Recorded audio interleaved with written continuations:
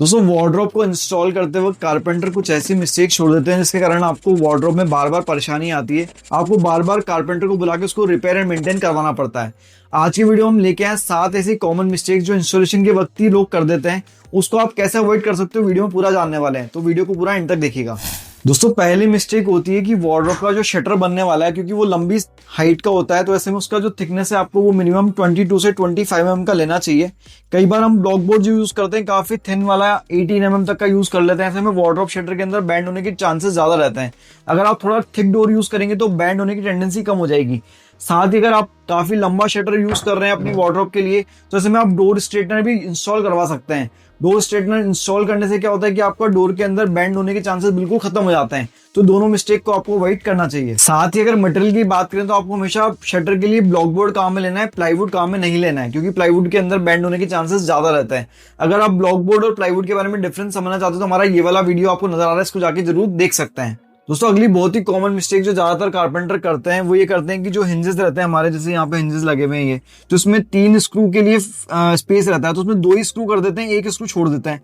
या फिर मान लीजिए आपका ऑटो हिंजेस आप लगा रहे हो तो उसमें भी प्रॉपर स्क्रू फिलिंग नहीं करते, मतलब जितने स्क्रू का स्पेस बना हुआ उतने स्क्रू नहीं लगाकर कम स्क्रू लगाते हैं। इस तरह से अगर आप अपने वार्डरोब के अंदर टेलीस्कोपिक चैनल काम में ले रहे हो ड्रॉवर्स के अंदर, जैसे कि यहाँ पे लगा हुआ है, आपको दिखाता हूँ मैं, जैसे ड्रॉवर्स के अंदर यहाँ पे इस जगह पे चैनल नजर आ रहा है अपने को, तो इसके अंदर भी क्या अंदर स्क्रूइंग पूरी प्रॉपर्ली फिल होनी चाहिए। अगर आप प्रॉपर स्क्रू फिलिंग नहीं कराओगे हार्डवेयर के अंदर तो बाद में जाकर के हार्डवेयर मिस्टेक करते हैं, बार बार इसमें लूज होने की प्रॉब्लम या फिर पल्ला लटकने की प्रॉब्लम आती है, चैनल खराब हो जाती है। तो इन मिस्टेक को अवॉइड करने के लिए आपको स्क्रू फिलिंग चेक कर लेनी चाहिए कि प्रॉपर्ली हुई भी हो। अगली मिस्टेक होती है इस तरह के मैग्नेट कैचर के अंदर। दोस्तों ये जो मैग्नेट कैचर होता है जनरली जो पल्ले को चिपकाने के लिए बनाया जाता है, इस तरह से हम पल्ला बंद करेंगे तो चिपक जाता है।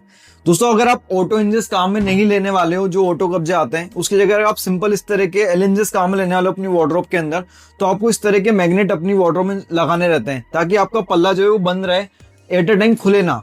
बट इसमें प्रॉब्लम क्या आ जाती है, कई बार ये जो मैग्नेट कैचर की जो कैपेसिटी रहती है, मतलब जो उसकी पकड़ रहती है, वो काफी मजबूत वाली वार्डरोब में काम में लेते हैं कारपेंटर, जिसके कारण आपका वार्डरोब जो है वो काफी टाइट बंद होता है। टाइट बंद होगा तो क्या होगा कि उसको जब हम खोलने की कोशिश करेंगे तो बहुत ज्यादा हमें दम लगाना पड़ेगा। ऐसे में जो हैंडल है वो कई बार लूज हो जाता है। इस तरह के इश्यूज आपको देखने को मिलेंगे कि आपका हैंडल बार बार लूज हो रहा है, बार बार उसके स्क्रू खुल रहे हैं। तो उसका एक बहुत बड़ा कारण होता है कि हमारा जो मैग्नेट कैचर है उसकी कैपेसिटी काफी ज्यादा वाली लगी हुई है। तो अपने मैग्नेट को उतना ही रखें जिससे आपको वार्डरोब अटैच रहे। उसमें बहुत ज्यादा हाई कैपेसिटी का हाई पावर वाला मैग्नेट लगाना जरूरी नहीं होता है। इस मिस्टेक को अपने at the time of installation check करें और उसको अवॉइड करें। सो नेक्स्ट मिस्टेक जो कई बार हमें देखने को मिलती है वो ये होती है कि जो हिडन पार्ट्स है हमारे वार्डरोब के, वहां पे लैमिनेट नहीं लगाते। मैंने जैसा आपको बता दूं कि आपको वार्डरोब में हर जगह लैमिनेट यूज करनी, चाहे वो बैक पैनल हो चाहे वो शेल्फ आप बना रहे हो तो दोनों साइड आपको लैमिनेट लगानी है, चाहे आप ड्रॉअर बना रहे हो तो आपको हर साइड लैमिनेट लगानी है। जैसे मैंने कई बार देखा है, जैसे वार्डरोब का ये वाला पार्ट है, अब ये पार्ट हमें क्योंकि विजिबल नहीं होगा जनरली, तो यहाँ पे कई बार लैमिनेट लगाना भूल जाते हैं कारपेंटर, नहीं लगाते। इस तरह से इसका जो बैक पैनल बना हुआ है वहां पे कई बार लैमिनेट नहीं लगाते। ऐसे अगर मान लीजिए आपका ड्रॉअर आप बनाने वाले हो तो इसका जो बॉटम वाला पार्ट है वहां पे कई बार लैमिनेट लगाना भूल जाते हैं। इस तरह से आपके जो हिडन पार्ट्स हैं वार्डरोब के, वहां पे लैमिनेट कई बार अवॉइड कर देते हैं कारपेंटर। तो इसको आपको चेक कर लेना चाहिए और वार्डरोब के अंदर 100% जगह पे लैमिनेट से कवर्ड इंश्योर करना चाहिए। ऐसा करने से आपकी वार्डरोब की ड्यूरेबिलिटी ज्यादा लंबी बनी रहेगी, क्योंकि आपका प्लाई खराब नहीं होगा, साथ ही उसके अंदर स्मूथनेस भी बनी रहेगी। आपको यूज करने में कई बार लग जाती है, वो प्रॉब्लम नहीं आएगी। दोस्तों नेक्स्ट इश्यू आता है रॉन्ग पोजीशनिंग ऑफ हिंजेस या फिर रॉन्ग क्वांटिटी ऑफ हिंजेस। आपको हमेशा अपने वार्डरोब के शटर की हाइट के अनुसार हिंजेस की क्वांटिटी डिसाइड करनी चाहिए। मैं आपको स्क्रीन के ऊपर दिखा रहा हूँ कि आपको कितने हाइट के शटर के लिए कितने हिंजेस यूज करने चाहिए। साथ ही पोजीशन से रिलेटेड मिस्टेक भी होती है। आपको हमेशा बॉटम में पास 2 हिंजेस लगाने, फिर एक गैप के ऊपर तीसरा, उसके बाद चौथा हिंजेस लगाना रहता है। कई बार मैंने देखा है कि बराबर दूरी पर हम हिंजेस लगाते हैं, बॉटम में हिंजेस कम देते हैं। ऐसे में कई बार पल्ला लटकने की प्रॉब्लम आती है। जो बाय स्टैंडर्ड कंपनीज बताती हैं वो ये बताती है कि हिंजेस को इस तरह से आपको लगाना चाहिए ताकि आपका वार्डरोब का पल्ला लटके नहीं और आपको लॉन्ग टर्म तक वार्डरोब के पल्ले को यूज करने में प्रॉब्लम नहीं आए। नेक्स्ट इंस्टॉलेशन मिस्टेक है हैंगिंग रॉड को काफी ऊपर प्लान कर देना, मतलब कि जो इनफ स्पेस होना चाहिए लगभग 3 से 4 इंच का हैंगिंग स्पेस और आपका जो वार्डरोब का टॉप पैनल है उसके बीच में। वरना क्या होता है जब हम हैंगर को उतारने जाएंगे तो कई बार हमें इश्यू आएगा, क्योंकि हैंगर इस तरह से उतारा जाता है।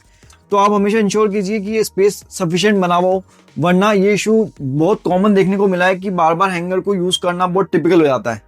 दोस्तों अगर आपके यहाँ पे वॉल डैम्पिंग यानी कि सीलन का इशू है, मतलब जिस वॉल पे आप वार्डरोब बनाने वाले हो उसका जो बैक वॉल आने वाला है उसके ऊपर अगर सीलन आती है, ऐसे में आपको पीछे की साइड में एक वुड प्रोटेक्टर शीट जरूर लगाना चाहिए।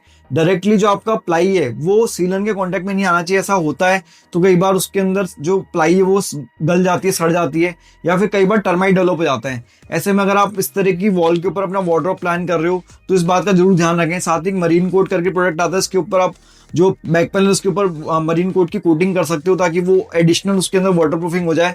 साथ ही आपको जो वाटर प्रूफ वाला प्लाई है वही उसके अंदर काम में लेना है। तो इस तरह के छोटे छोटे पॉइंट्स को आपको ध्यान रखना चाहिए। दोस्तों, इन वार्डरोब मिस्टेक्स में से कौन सी ऐसी मिस्टेक है जो आपकी वार्डरोब में हुई हुई है, मेरे को कमेंट करके जरूर बताइएगा। वार्डरोब के ऊपर स्टैंडर्ड मेजरमेंट क्या होते हैं, अगर आप ये जानना चाहते हो तो ये वाला वीडियो आपके काफी काम आ सकता है। अगर आप अपना घर का इंटीरियर प्लान कर रहे हो, उसमें हमारी हेल्प चाहते हैं, तो इस नंबर पर कॉन्टैक्ट करके ऑनलाइन डिजाइनिंग एंड कंसल्टेशन ले सकते हैं।